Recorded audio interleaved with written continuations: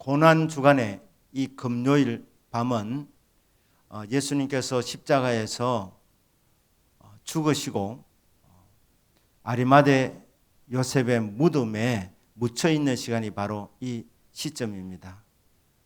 오늘 이 밤에 우리 주님의 크신 은혜와 사랑이 다시 한번 더 깊이 있게 깨달아지는 시간 되기를 주 예수님의 이름으로 축복합니다. 아멘. 하나님께서 요수아를 통해서 가나안 땅을 정복하시는데 가나안 땅 정복하기 전에 먼저 하시는 일들이 있었습니다. 왜 이런 일들을 하게 하시는지 오늘 깨닫는 밤이 되기를 바랍니다. 가나안 땅에 들어가서 길갈에서 제일 먼저 한 일이 할례를 행하는 일이었습니다. 그리고 오늘 본문에 보시면 할례를 행한 그들에게 유월절을 지키게 하셨습니다. 유월절을 지키게 하셨습니다. 전쟁을 앞두고 무기를 준비하라든지 아니면 무기를 갈고 닦으라든지 이런 준비를 시킨 것이 아니라 제일 먼저는 할례를 베풀었고 그 다음에는 유월절을 거족적으로 지킵니다. 이것이 전쟁을 앞두고 이스라엘 백성들이 먼저 해야 될 일이었습니다. 왜 그러면 유월절을 지키게 하셨는가? 유월절 첫 번째 유월절은 출애굽하는 날 밤에 유월절을 했고 두 번째 유월절은 시내산에서 했었습니다. 언약을 맺을 때 그때 유월절을 언약을 맺고 유월절을 지켰고 지금은 이스라엘 민족 거족적으로 세 번째 지키는 유월절 절기가 되겠습니다. 유월절을 왜 지키게 하셨는가? 그것은 이스라엘 백성이 누구인지 하나님 믿는 한 사람 한 사람 정체성에 대하여 나아가서 그 사람들이 모여있는 이스라엘 공동체의 정체성에 대해서 다시 한번 확실하게 정립시켜 주시고자 유월절을 지키게 하신 것입니다. 유월절을 지키게 하려고 먼저는 할례를 받게 하셨습니다. 구약의 절기가 할례와 유월절이라면 신약의 절기는 할례는 세례이고 그리고 이 유월절은 성찬식이라 할 수 있겠습니다. 할례 받은 사람이 유월절을 지킬 수 있고 세례 받은 사람이 성찬에 참여할 수 있는 것, 그게 같은 이치입니다. 유월절을 왜 지키게 하셨느냐? 하나님께서 이스라엘 백성들에게 베푸신 은혜를 잊어버리지 않도록 영적 침해에 빠지기 쉬운 이 이스라엘 백성들에게 기억하도록 하기 위해서 한 겁니다. 침해가 이게 무서운 겁니다. 이 침해는 사람뿐 아니라 짐승도 때로는 침해 걸린답니다.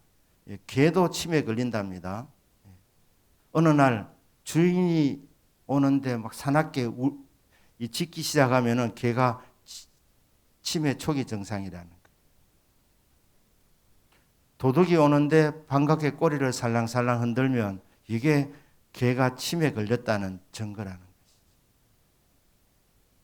복날에 보신당 집 앞을 어슬렁어슬렁 거리면 이게 개의 치매 증상이라는 거예요. 하나 더 있는데 강단에서는 말씀드리기 거북한 내용입니다. 개도 치매가 걸리는구나. 이스라엘 백성들이 참 은혜를 잘 잊어버립니다. 은혜를 잊어버리는 거예요. 저와 여러분은 주님의 은혜를 잊어버리지 않기를 주 예수님 이름으로 축복합니다. 잊어버리면 내가 이 영적 치매 증상이 있구나 하면서 다시 말씀을 찾아보셔야 되는 거예요. 그러니까 첫 번째 유월절은 하나님께서 출애굽하는 날, 그날 밤에 유월절 어린 양을 잡아다가 그 피를 문설주에 바르고 그리고 거기 모이는 사람들이 유월절 어린 양을 먹게 했습니다. 근데 피를 발라놓으면 죽음의 사자가 넘어가는 죽음을 보지 않고 구원받은 것을 기념하는 것이 유월절입니다. 정월 10일 날 어린 양을 잡아서 14일 날 되는 날, 4일간 보관해서 4일째 되는 날 해질 때쯤 이렇게 이제 유월절 양을 잡게 됩니다. 오늘 또 여기 보면 14일 저녁이라고 그러지 않습니까? 그달 14일 저녁, 유월절 밤입니다. 자, 그 첫 번째 유월절, 그것은 뭐냐? 이스라엘 백성들이 내가 은혜로 살고 있다는 이 은혜 의식 속에서 살아가도록, 은총 의식 속에서 살아가도록 그렇게 유월절을 지키게 하신 것입니다. 유월절 어린 양의 피로 죄 용서를 받고 그 피가 있기 때문에 죽음의 사자가 넘어갈 수밖에 없는 이런 큰 구원을 경험하게 하면서 나는 피 아래에 있는 백성이구나. 나는 구원받은 죄 용서받은 하나님의 자녀이구나. 이것을 잊어버리지 않도록 아예 하나님이 예식을 지키도록 하신 것입니다. 그게 유월절입니다. 두 번째 유월절은 어디서 지켰다고 했습니까? 시내산에서. 시내산에서 유월절을 지키는데 그것은 개인과 가정의 단위를 넘어서 이스라엘 민족 전체가 지키는 유월절이었습니다. 이스라엘 백성 전체를 향해서 우리는 누구인가? 첫 번째 유월절은 나는 누구인가? 그리고 내가 속한 가정은 어디에 속해 있는가? 이 질문에 대한 답을 하게 한 것이 첫 번째 유월절이라면 두 번째 유월절은 우리는 누구인가? 사도행전 7장 38절에는 이 시내산에서 모세가 유월절을 행했는데 그때 그 단체를 가리켜서 광야교회라고 합니다. 교회라고 그렇게 말해요. 교회. 그러니 구원받은 사람들이 모여있는 저와 여러분 여기를 우리는 교회라고 하는 것입니다. 교회. 그래서 광야교회다. 그래서 교회라는 첫 번째 용어가 에클레시아라 그럽니다. 에클레시아. 에크라는 말이 밖으로라는 밖으로.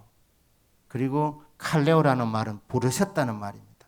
그러니까 하나님께서 이스라엘 백성들을 이집트에서 건져내어 가지고 홍해바다를 건너게 하고 시내산에 이렇게 불러내신 저 이집트에 살던 사람들을 광야로 불러내신 것은 너희들이 교회라는 거예요. 교회. 이름하여 광야교회. 광야교회. 그 광야교회 교회 식구들에게 그 믿음의 공동체를 향해서 하나님이 유월절을 지키라. 한 피바다 한 몸 이룬 형제자매다.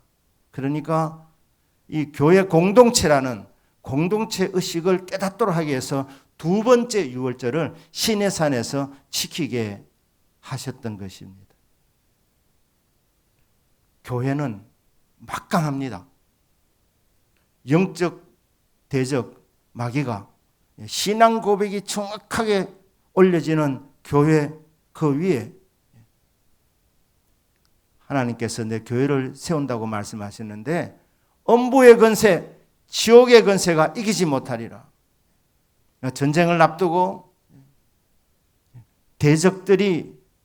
대적들과 앞으로 싸우게 되겠지만 그들이 아무리 무기가 좋고 신장이 뛰어나고 모든 부분에서 탁월하다 하더라도 신앙 고백이 정확하게 올려지는 그 교회 공동체는 무적입니다. 왜냐하면 하나님이 함께 하시기 때문입니다. 그러니까 시내 광야에서 너희들 여기가 교회다. 신앙 고백을 확실하게 해라. 정체성을 분명히 해라.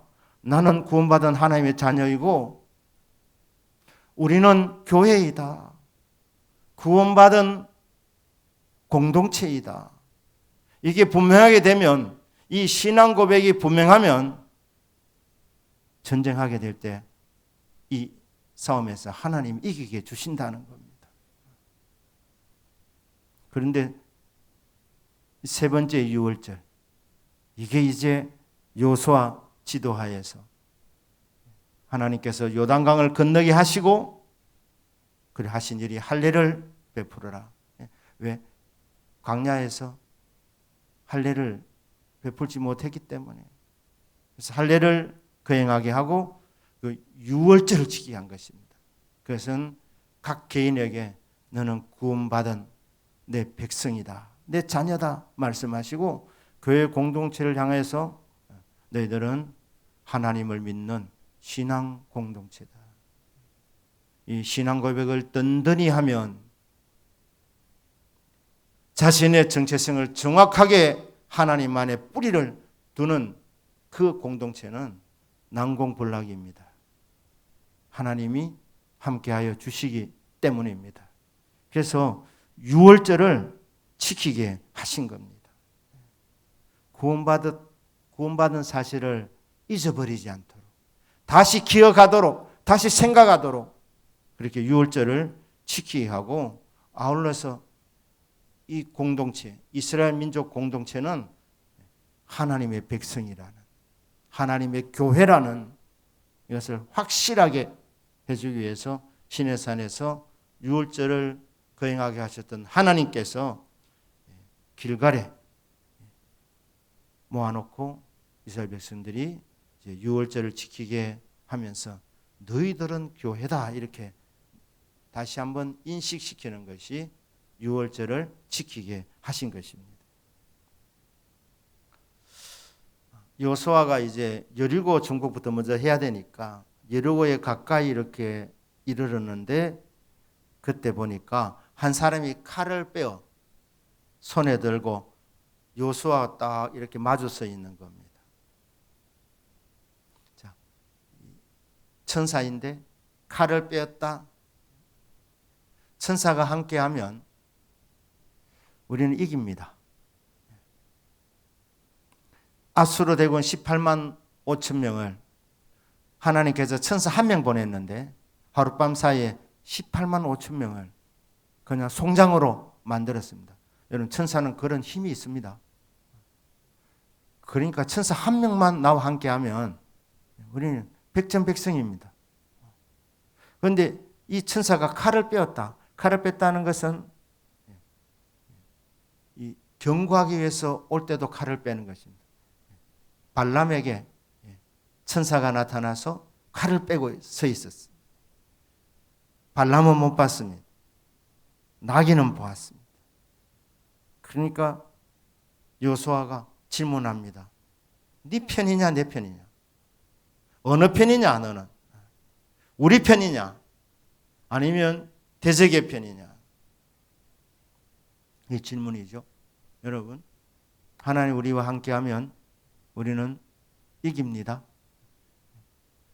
천사 한 명만 함께해도 이기는데 만군의 여호와, 천사의 숫자가 많습니다. 3분의 1은 타락했고 3분의 2는 우리 편입니다. 성도의 편입니다. 우리를 돕는 천사가 훨 많습니다. 우리를 돕는 자들이 많다는 거예요. 하나님께서 그 천사 한 명을 보낸 겁니다. 누구냐? 우리를 위하느냐? 우리의 적들을 위하느냐? 했을 때 약간 동문서답을 합니다. 네 편이다 이래 말씀하지도 않고 뭐라 말합니까?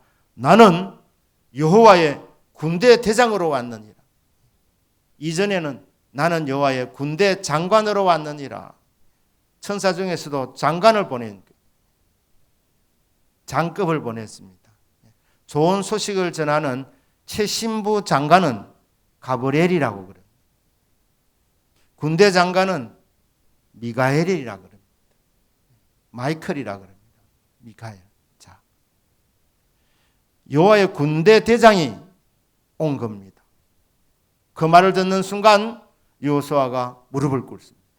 그리고 묻습니다. 내 주여, 무엇을 원하십니까? 이렇게 질문을 던집니다. 그때 뭐라고 말합니까? 네가 쓴 곳은 거룩한 곳이니 네 발에서 신을 벗어라. 네 발에서 신을 벗어라. 이거 어떤 의미가 있습니까? 뭐 여러 의미가 있겠습니다만은 그 당시에 노예는 신을 신을 수가 없었습니다. 그러니까 신을 벗으라는 말은 하나님과 여호수아에게 이 관계를 확실하게 정립시키는 겁니다. 주종 관계입니다. 주종 관계. 권리 포기입니다. 군대 대장이 하나님의 말씀을 대신 전하는 거예요. 이 전쟁은 네가 할 것은 없다. 너는 순종만 하면 된다. 네 마음대로 하고 싶은 대로 하는 게 아니다. 네 권리 포기하고 내가 말하는 그대로 순종만 해라. 그래 하면 이 전쟁은 승리한다. 네가 할 것은 없다. 저와 여러분도 이 인생이라는 전투를 날마다 벌이고 있습니다. 이 전쟁 만만한 전쟁 아닙니다. 치열한 전투입니다. 이 전쟁 내가 싸우지 않고 내 안에 계신 주님이 대신 싸워줄 수 있도록 주님께 모든 고난을 믿음으로 맡기는 저와 여러분 믿음이 되기를 주 예수님 이름으로 축복합니다. 아멘. 참 이런 면에서 고난 주간은 참 좋은 주간인 것 같습니다. 내 힘 빼는 시간이니까. 사순절 이런 걸 우리 교단에서는 하지 못하도록 했습니다. 왜 그러냐면은 사순절 이런 용어는 로마 가톨릭에서 온 것입니다. 로마 가톨릭 영성입니다. 고난주간에 우리들이 구원받기 위해서 은혜 받기 위해서 할 수 있는 것, 해야 할 일은 없습니다. 왜 그렇습니까? 주님이 십자가에서 다 이루셨기 때문입니다. 우리 성도님들이 은혜 받으러 왔습니다 그래 놓고 자꾸 뭘 하려고 하는 거예요. 우리가 뭐 한다고 은혜 받는 게 아닙니다.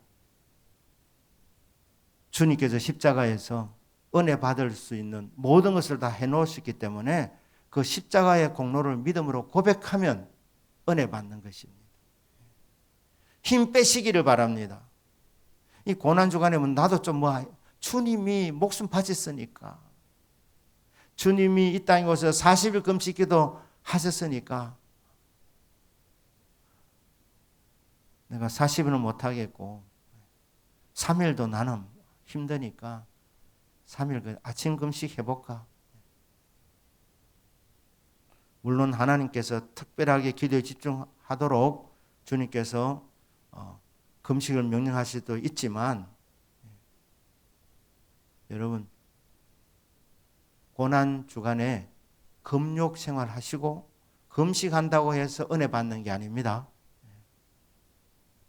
십자가 공로를 의지하면 우리는 구원받습니다. 그러니까 이 고난 주간에는 내가 뭘 하려고 하는 그 모든 것들을 다 내려놓는 시간. 혹이라도 내가 뭘 하려고 힘을 쓴 부분이 있다면 힘 빼는 주간입니다. 힘 빼는 주간. 왜? 주님이 다 하셨으니까. 여러분 십자가로 충분하지 않습니까? 거기에 왜 우리의 노력이 보태져야 됩니까? 우리의 금식이 보태져야 됩니까? 구원받는데 주님의 십자가의 공로는 99%고 우리 1%가 들어가야 됩니까?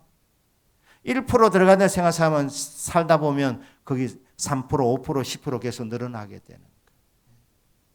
주님 십자가 우리를 구원하는데 주님 100%입니다. 100%. 우리는 그냥 그 공로 의지에서 아멘 하면 구원받습니다. 은혜 받습니다. 하나님의 자녀됩니다. 그러니까 고난주간은 금식하고 내 공로를 내세우는 시간이 아니라 내가 하려는 모든 노력을 다 내려놓고 오직 십자가 공로 하나만 붙잡고 주님의 은혜입니다.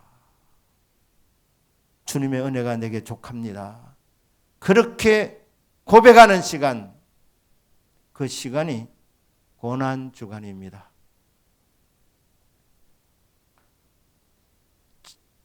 전쟁을 앞두고 여호수아에게 하는 말입니다. 여호수아야, 네가 준비할 것은 없어. 너희 백성들 준비할 것 없어. 이 전쟁은 내게 속한 것이니까. 내가 싸울 테니까. 네가 할 일은 내가 함께하도록 성결을 유지해라. 깨끗해져라. 자신을 살피고 힘 빼고 회개하고 애통하고 주님의 용서를 받고 깨끗한 그릇이 되어서 주님이 내 안에서 마음껏 일하시도록 그렇게 십자가 공로로 깨끗해지면 내 안에서 주님이 싸워주십니다. 내 안에서 주님이 싸우시는데 백전백승은 당연한 거 아니겠습니까? 내가 하면 이길 때도 있고 질 때도 있습니다. 내가 하면 이기더라도 상처가 많습니다.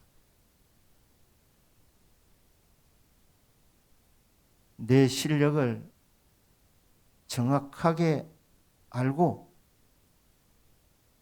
나는 죽고 오직 내 안에서 주님만이 사시도록 주님 하십시오. 내가 할 수 있는 것은 아무것도 없습니다. 여리고성 내 실력으로는 우리 실력으로는 못 이깁니다. 난공불락의 성입니다.